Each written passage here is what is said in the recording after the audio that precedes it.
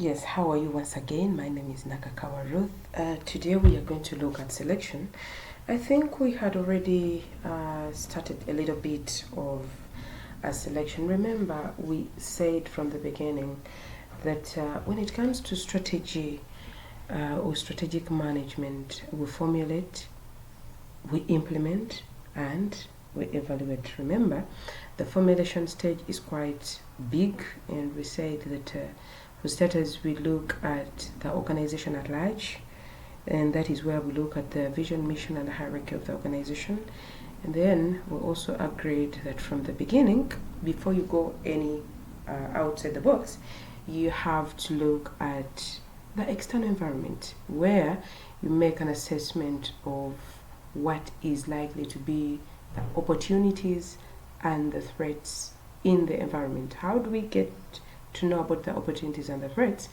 By making an assessment of the PESTEL, that is the external environment. And then we also said we have to look at the industry where the organization belongs, and then that is when we look at the other competitors so that we are able to position ourselves as an organization. Further, we go deeper and look at the organization's internal environment, where we come to appreciate the strength of the organization plus the weaknesses of the organization.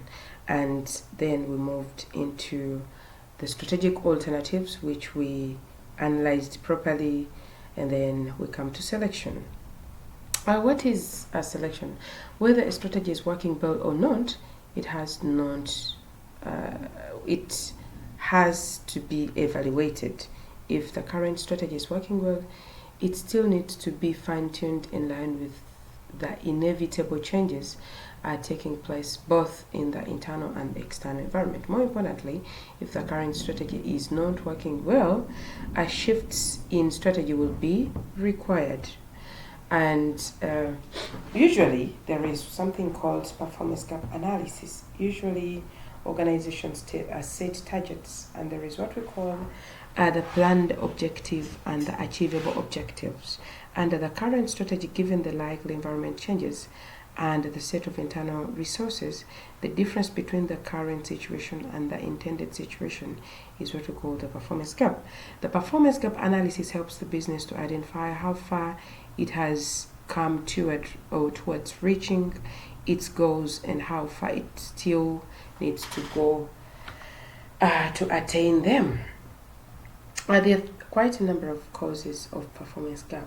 One, the current strategy may not be appropriate in view of changes in the environmental factors.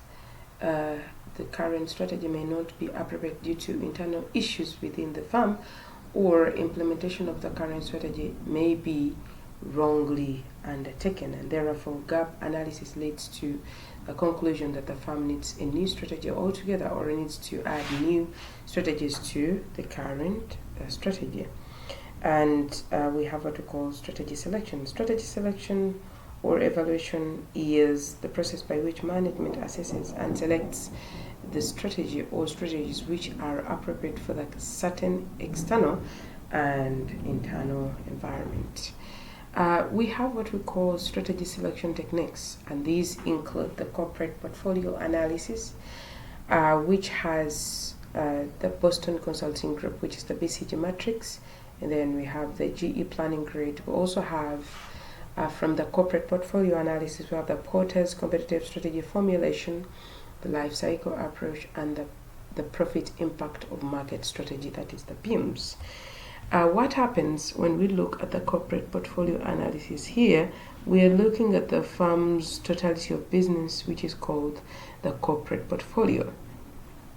When we are looking at the corporate portfolio, we look at everything that is being done by the organization, and one of the methods that can be adopted there is the BCG, that is the Boston Consulting Group growth share matrix. Here, this one analyzes two things within the organization: the market share and the market growth. Depending on this performance, each business unit or group of business units will be given a strategy that best suits their performance.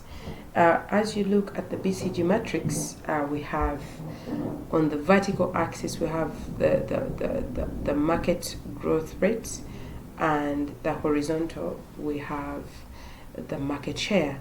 When you look at the boxes here, we have the stars, we have the cash cows, we have the dogs, and we have the question mark. What does that mean?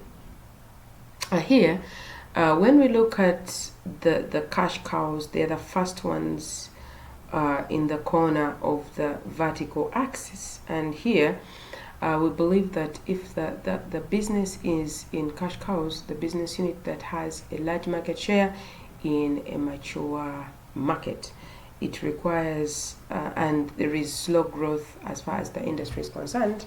Here, the cash cows require little investment and generate cash that can be used to invest in other business units. When it comes to the stars, that is on the vertical axis upper corner, we have the stars here. The business unit is having a large market share in a fast-growing industry. Therefore, stars may generate more cash, but because the market is growing rapidly, they require investment to maintain their lead.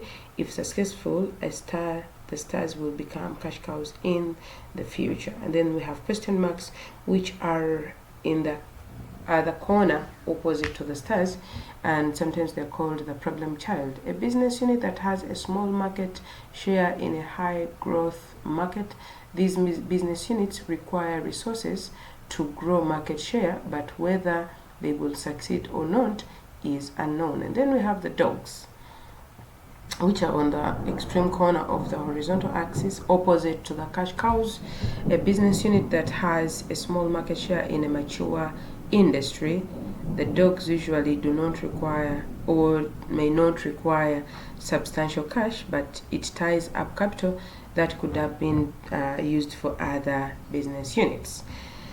That is that as far as the BCG matrix is concerned, but as still, if we are looking at the corporate portfolio analysis to make an assessment or make decisions on investment, there are times when we also use the GE planning grid.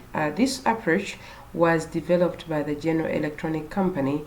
The aim was to develop a method of evaluating the plans of its different business units so that it could fund the plans that had the greatest potential for success. The approach looks at two sets of critical factors, that is, the critical business unit strength and the industry attractiveness are factors. When you look at the critical business units strategies, as far as the GE is concerned, you would have to make an assessment of the size of the business, the growth rate of the business, the profitability of the business, the market share of the held, the competitive position, the image, the quality of the human resources of the business unit. And when you look at the industry attractiveness, you're looking at the size of the market growth rate, the industry profitability, the competitive structure, among others. Here, there was a problem that the General Electronics was having very many businesses, and they didn't know how to make choices on what to fund and what not to fund.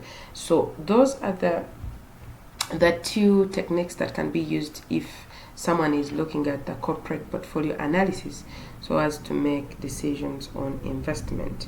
However, as we've said that selection has other techniques that can be adopted, an organization can also use the Porter's competitive strategy formulation, and this approach is attributed by Michael Porter. The approach stresses that every firm that is competing in an industry has to have a competitive strategy. The strategy may be known or unknown, that is explicit or implicit. Porter suggested a number of questions which may enable management to adopt an optimal competitive strategy, and the questions are in the following category.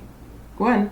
What business are we in, and what should the business be doing? From the above questions, Porter's work addresses 4 factors, namely the company's strengths and weaknesses, the industry opportunities, the strength, the personal values of key managers, and broader society expectations.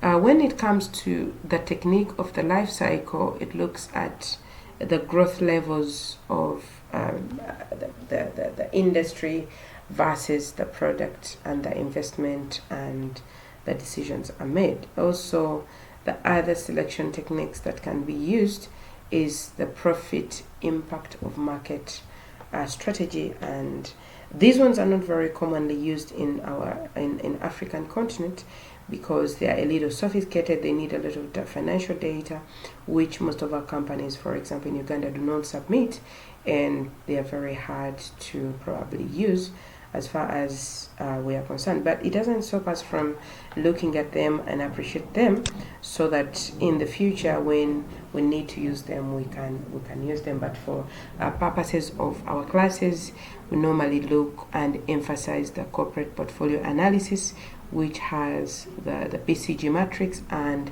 the general electronics. And that is that as far as selection is concerned. Once again,